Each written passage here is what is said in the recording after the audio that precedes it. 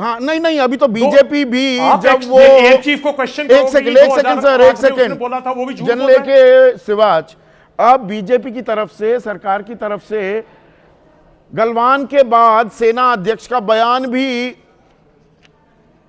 वो social media पर viral किया जा रहा है। वो बयान चलवाइए, पीसीआर।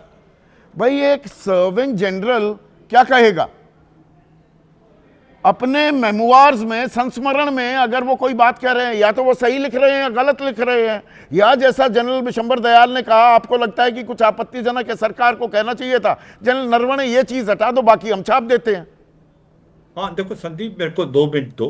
देखो ये सच्चाई है कि जो हमने क्लास रेंज पकड़ी है ये भी काबिले तारीफ है। इसको क्यों नहीं हम उस ढंग से देख रहे हैं? अगर चीन के टैंक्स भी देखे गए थे, इसके बावजूद भारत पर ये की ऊंचाइयां फौजों फिर ने। हमने छोड़ क्यों दी? हमने मैं पकड़ी, बता वो काबिले तारीफ है, हाँ उसके हाँ, बाद नहीं छोड़ मैं क्यों बता दी?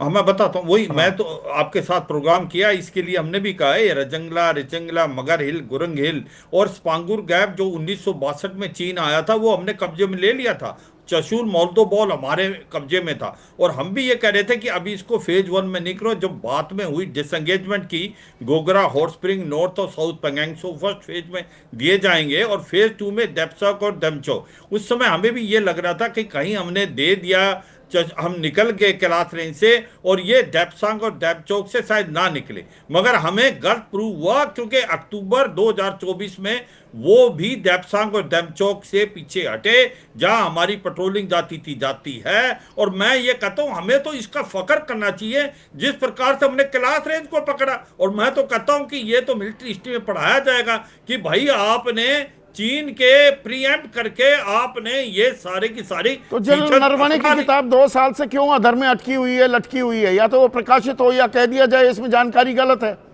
हाँ संदीप, मैं इसके बारे में यही कहूंगा वो उनको देखना चाहिए। हमें नहीं पता उसने उस किताब में क्या लिखा है, मगर मुझे ये लगता है कि मेरे को भी ये हरदम लगा कि लद्दाख में देखो मैं चीफ ऑफ स्टाफ 14 को रह चुका।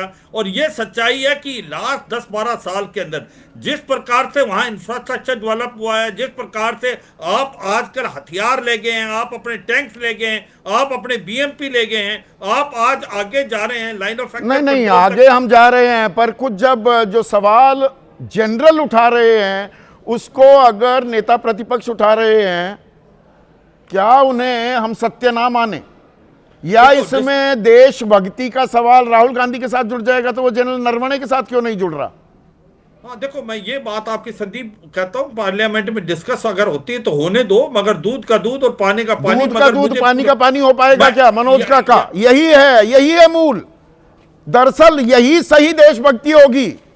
सच तो सामने आए ना, हम परिपक्व 78 साल के आजाद मुल्क हैं, हम कोई छोटा मोटा मुल्क है?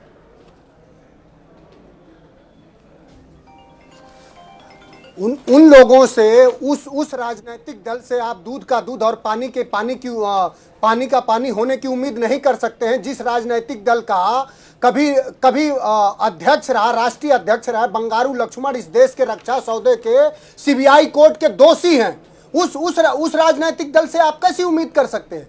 जिस राजनीतिक दल ने हमेशा इस देश के रक्षा व्यवस्थाओं से समझौता किया है, उससे आप कैसी उम्मीद कर सकते हैं? इसमें साफ साफ मैं आपको एक लाइन उस संस्मरण की सुना देना चाहता हूं, आप सुन लीजिए। Lieutenant general Yogesh Joshi, the chief of the Indian army northern command, received A phone call 8:15 PM on the 31 August 2020. The information he received alarmed him.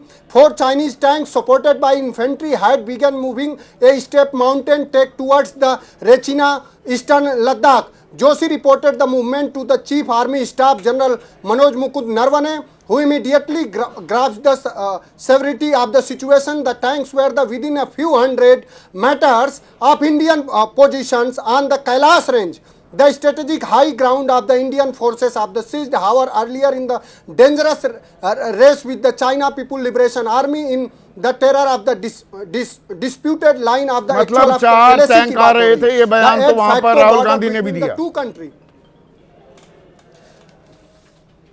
तो बस उसी पे मैं कह रहा हूं। तो क्या इस देश में जब देश का आर्मी चीफ देश के राजनीतिक, पर हमें ये कैसे पता यही लिखा है? शासन से ये हमें कैसे पता कि जनरल नरवणे ने यही लिखा है? ये तो किसी मैगजीन ने छापा है, ये कह रही है सरकार। अरे मैगजीन ने छापा है, मैगजीन में उनका इंटरव्यू है और उन्होंने साफ साफ अपनी किताब में, जो उनकी किताब है 4 स्टार ऑफ डेस्टिनी, उन्होंने बार बार कहा, और सरकार ने तो ये कबूला ना कि नहीं, हमने उसको प्रकाशित नहीं होने दिया। तो जो सरकार जो स्वयं परीक्षार्थी है उसी से अपना नंबर पूछेंगे, सरकार की ही अकाउंटेबिलिटी है, जिम्मेदारी उसकी है। तो परीक्षा देने वाले से ही अंक पूछेंगे तो क्या बताएगा? वो कहेगा कि सब हमने सही सही किया। राजनाथ सिंह की को तो जिम्मेदारी लेनी चाहिए। उसमें दूसरा कॉलम मैं आपको पढ़ के सुना देता हूं कि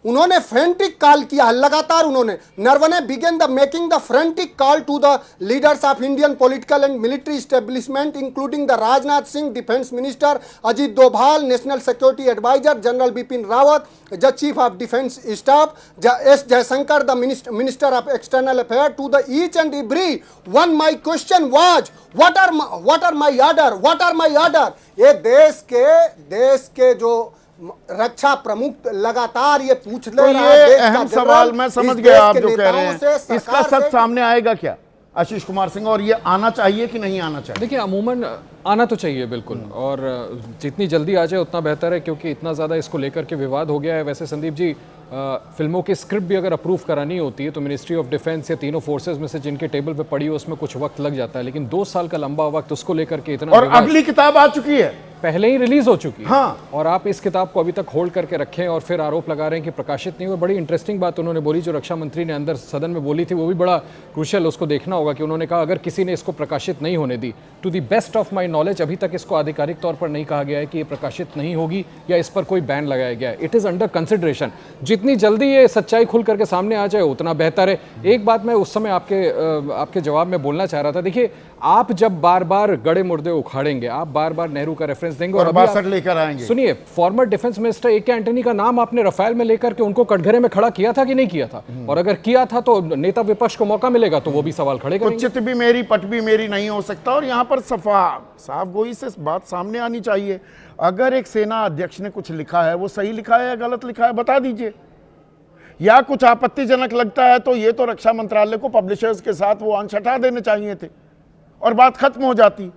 पर अब तीर कमान से निकल गया है क्या, और सच्चाई सामने आएगी या घमासान चलता रहेगा, और ये बजट सत्र भी उस पर कुर्बान होता दिखाई देगा।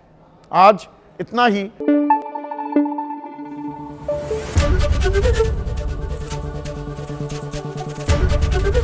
एबीपी न्यूज आपको रखे आगे।